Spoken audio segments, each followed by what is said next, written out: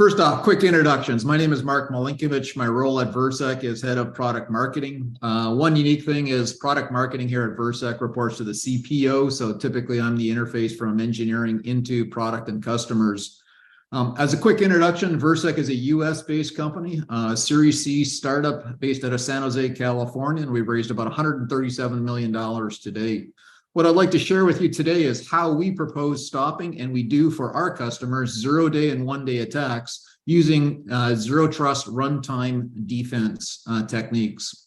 So when we look at that, just kind of I'd be interested in everybody else's perspective of what the industry is, but I spend a lot of time with customers and prospects and partners, and one of the most compelling phenomena we've seen in terms of the recent trend is the changing attack vectors.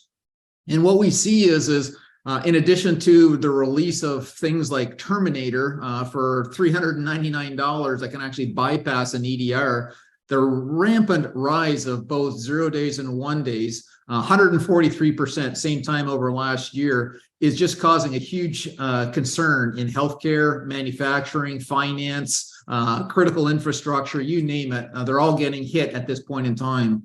What we consistently see is the stress under CIOs and CISOs looking for solutions to solve these problems. And basically the teams are close to burned out. So how do I do more with less? And how do I recoup some of those functionalities back? When we look at the reason for Virsec, and specifically our product is called Virsec Security Platform, or VSP. So if I slip into acronyms, I'll apologize. But consistently for the third year in a row now, Verizon has reported the #1 IT asset that has resulted in data breach is servers. And of those servers, web applications is the double click down. When we combine this as the IT asset with when we look at the top exploits happening in terms of exploiting the vulnerabilities, we see that 7 out of 10 of these exploits are remote code executions. And we could say arbitrary code execution, maybe even be the 8th. But the point is the attack vector is changing. It's not necessarily just phishing today through email or everything else. What do you do when identity is compromised? That second layer that Tracy was talking about is what Virsec proposes in terms of protecting your workloads and applications. One of the significant observations that we've made that we're sharing with the industry is that remote code executions, their time to exploit, their mean time to exploit is seconds. In some cases, it's actually milliseconds. When we combine that with, as Tracy was talking about, when a CVE or CWE is actually published on the directory, what we see now is the bad actors are taking that knowledge, doing internet scans, and are on it as quickly as an hour, sometimes a day, but that short dwell time is actually decreasing significantly. But as we go through the kill chain, after reconnaissance, initial access, persistence, this execution, once they've actually put malware in a server or in an environment, it's a handful of seconds to actually exploit.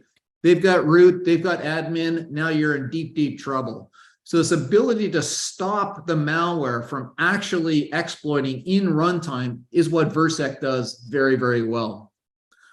When we look at solving the cybersecurity challenges within our community, there's really 3 top use cases that people deploy Virsec Security Platform for. First and foremost is to protect their data, their server infrastructure, and their applications. We are proponents, as Tracy outlined, of deny all, allow based on trust. And we'll go into that in just a few minutes. But when we look at vulnerability shielding of the workload and applications, we do that day in and day out. We protect also against OWASP top 10 attacks, things like cross-site scripting, SQL injections, all the typical things you would see in there. And a surprise to me, but one of the more common use cases for us is to be that compensating control or mitigating control until you can patch. Or if you're in the unfortunate situation of still having, say, Microsoft Windows 2012 around that's going into life in a couple of weeks, or heaven forbid through mergers or acquisitions or whatever, you have 2003 or 2008, we can provide that mitigating control. And if you've got your quote from Microsoft of what that will cost you for a patch out of support, you'll quickly see if Virsec is a viable solution for you here. So as Tracy was indicating, we are an additional layer. We are a layer of Zero Trust Runtime Defense specifically for applications and workloads. And specifically, when we look at the DoD, 2.0 release a couple months ago around their Zero Trust pillars, I want to say specifically what Virsec Security Platform does and does not do. So first out of the gate, we don't put a big square around users and devices. Virsec Security Platform is not geared or meant for laptops or mobile devices. This is specifically for server workloads in the cloud, on-prem, bare metal, hybrid environments. Where we fit is application workload, automation, and visibility. You see this big dotted line around data because at Virsec, we believe data is the king or queen of the castle. It's why you're doing larger moats, higher walls, thicker armor, all that kind of good stuff. But in truth, we don't actually do these things in gray. What we do is we instrument in bytecode, for those that are familiar with Java, but what we end up doing is instrumenting the ingress and the egress traffic to and from the application. So we look at the HTTP payload, and if there's any ill-formed queries, either through business logic, through SQL, et cetera, we'll trap all of those. So with this, we're clearly defining what we do in terms of zero trust, and it is your most sensitive assets, your data, your applications, and your infrastructure workloads. So what is the platform? As an old systems engineer and product manager, I always like to know, what is this thing? So when we look at it, the architecture is very straightforward. It's a distributed architecture with a centralized management system. You can actually choose to use that or not. It's where we aggregate our centralized dashboards from a distributed set of probes. We use the word probe because this is very lightweight. In idle state, it's 200 megs, around 600 megs. We compare that with other agents out there, if you prefer the word agents, at 2 gigs in some cases. It's very, very lightweight. And from a CPU perspective, it's 2 to 5% of a single core. There's one relationship of one probe per workload. To simplify it, we'll call a workload a VM or a container, if you will. And the CMS actually aggregates all that up. This is also our point of entry and exit for APIs and webhooks. So if you wish to integrate your incident management into a SIEM, a SOAR, or directly to your SOC, that's where it happens. But as a zero trust enforcement point, our probe is active. Think of it as a software inline tap almost, for those that have been around networking for a while. But what we're looking at is the traffic to and from the workload and to and from the application, and making judgments and calls on the runtime itself.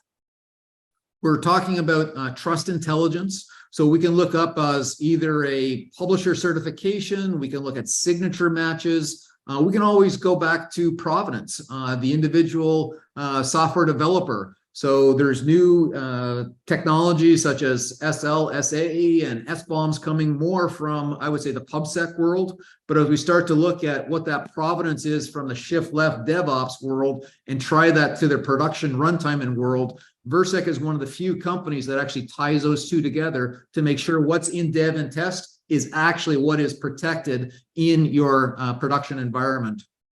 So with that, we create allow lists. We use the word allow list versus white lists or black lists, but allow list is how you actually take your application dependencies, your processes, files, scripts, and libraries, and with application control, then set those parameters in terms of your specific business or applications, whether it be Microsoft Exchange, a CRM application, an in-house developed Java application. But we're actively looking at the traffic going across your network and actively engaged in the enforcement of authorized application dependencies at runtime.